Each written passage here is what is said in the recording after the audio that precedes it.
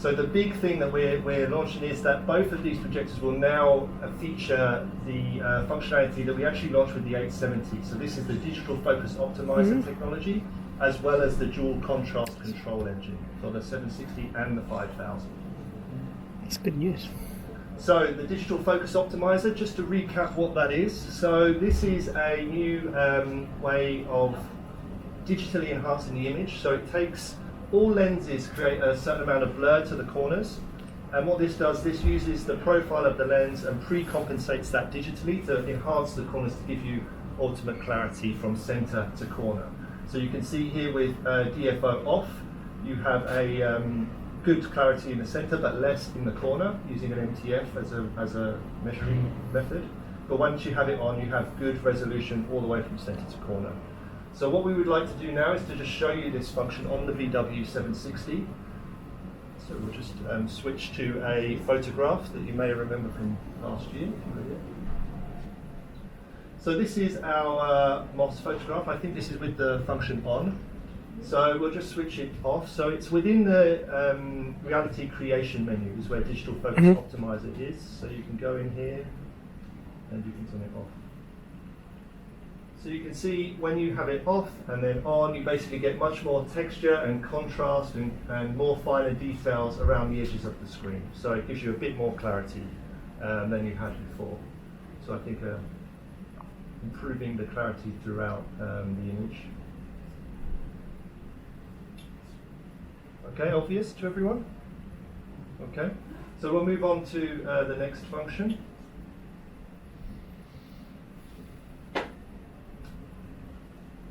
Okay, so the other thing is the dual contrast control engine. So this is again what we had in the 870. So now the VW 5000 and the 760 previously had laser light source control, but now we are activating the iris in both of these machines.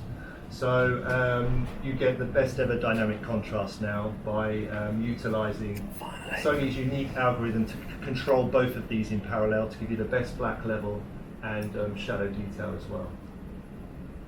So just to explain that in some fashion, so along the bottom here we have a bright scene, a middle brightness scene, and a dark scene, and then this axis is on your the darkest part of your image. So with an advanced iris, in the bright scenes you have a certain level of dark areas picture, but as you get to the dark scenes it gets much darker.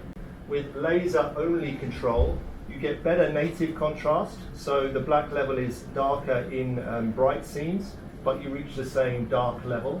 But when you combine them both together, you get kind of the best of both worlds. You get better native contrast all the way through, and then also much deeper blacks as well. So you get the best possible black level and shadow detail and dynamic range with this technology.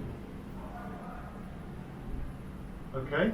So not just those two things we're adding with this firmware, there's a number of other things we're adding as well. So just to go over them quickly and then I'll go through them in detail. So firstly, we're adding separate picture settings for SDR and HDR. So there'll be a separate memory available for each of these machines. We've improved the HDR auto selection menu. We have added HDR reference for the 5000, black tone improvement, an H stretch function, as well as a sync time improvement for the VW 5000. Sorry, gone too fast. Okay, so to go through each of these quickly. So the first one about separate settings for SDR and HDR. So in the past we had one memory for both SDR and HDR settings, and then you just had the HDR contrast to play with brightness. And sometimes that resulted in when you had the perfect calibration for SDR, may have been too bright, or in HDR, too bright in SDR.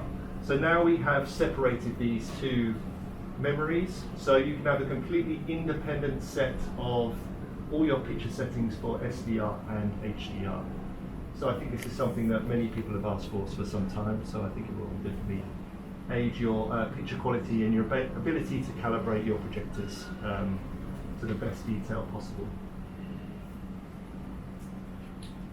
Okay, so alongside that, we also have improved our HDR auto selection. So previously, when you had HDR content with HDR auto set, it would automatically choose HDR10. But some people also wanted to be able to choose HDR reference. So this one now gives you the ability to select which one you prefer, and it will choose HDR reference if you prefer that one. So it's kind of a minor detail, but That's again, nice. a benefit. Many people like the HDR reference mode, so yeah, you can now have that auto-selected whenever you go to HDR. Alongside that, we have HDR reference. So this was already in the 760, but we're now adding it to the 5000 for the flagship. So just to remind everyone what this is a picture mode that gives you the most accurate color saturation in peak brightnesses for when you have 1000 nit content. So most Blu-rays are graded to 1000 nits. And if you use standard HDR10 mode, this blue line here, you can see that you lose some of the saturation in color. Whereas if you use reference, it's much more accurate. So if you want the best possible color for your content, then choose HDR reference. And this is a kind of a small point, but we've also improved our black tone for the 760 and 5000. This was already improved in our 270, 570 and 870 launch, but now you get much more finer details in the shadows than we did before by slightly changing our curve that we use to present those shadow details. So that's been improved in these models now. And just for the VW5000, we've introduced an H-stretch mode. This is kind of a wide mode. This is particularly popular for customers in the US. I'd be interested to know if it's interesting for you guys. But for customers who have 235 to 1 screen, sometimes they don't want to use picture positioning to have to swap it to 16:9, and they just want to stretch the image. So now you can fulfill your full 235 to 1 screen just with H-stretch. So that's an ability, an option for those types of customers. Okay, and another issue for those who are familiar with the 5000. So we have fixed our sync time issue. So we had an issue where when you were switching between particular frame rates, so 60 or 24p, or HDR and SDR, sometimes it would take up to 30 seconds to switch. So that particular issue is fixed, but also we have improved the average switching time, which was around 11 seconds down to 9 seconds. Good. So yeah, it's so it'd be much more easier to use, better operation going forward. Okay. So this is how it looks like on our step-up chart. So in your bags, you've got one of these. So this shows our complete lineup of projectors and their key functions.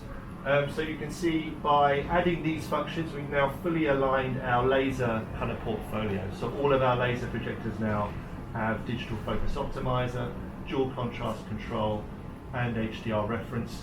So we don't have this situation where the flagship isn't potentially quite as good as maybe our 870. So now we're fully aligned, and a clear step up through the range as well. So for differentiation from 570 to 760. Okay, and the availability of the firmware. So the 760 will be available from the end of September on the pro.sony website. So you will be able to receive it from new shipments from, well, these are from the factory in October, so probably slightly later in October. They'll come in all new shipments as well.